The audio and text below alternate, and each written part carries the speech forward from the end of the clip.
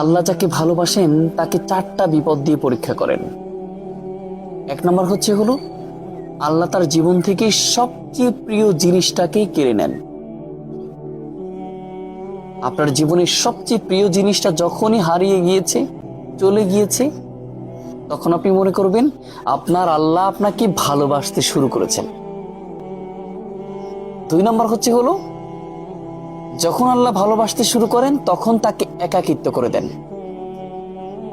একদম একাকিত্ব।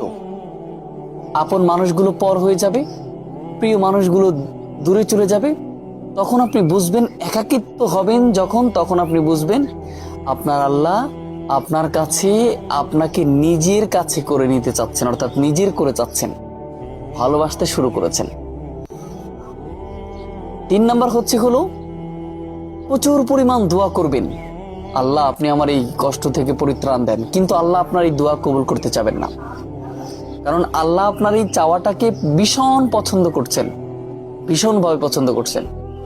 সেজন্য আল্লাহ এইটা দোয়াটা দেরি করে কবুল করবেন, অর্থাৎ কবুল করতে চাইবেন না। এরপর আল্লাহ আপনাকে একের পর এক বিপদ দিয়েই থাকবেন, একের পর এক পরীক্ষা নিয়েই থাকবেন।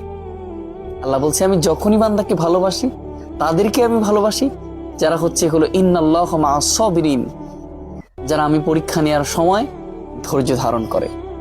আমি আল্লাহ তাদেরকে মন থেকে ভালোবাসি। অর্থাৎ এই 4টা জিনিস দিয়ে আল্লাহ আপনাকে পরীক্ষা করিয়ে আপনার আল্লাহর প্রিয় বান্দা হিসেবে কবুল করতে চান, প্রিয় করে নিতে চান। এই 4টা বিপদ আসলেই মনে করবেন আল্লাহ আপনাকে ভালোবাসতে শুরু করেছেন।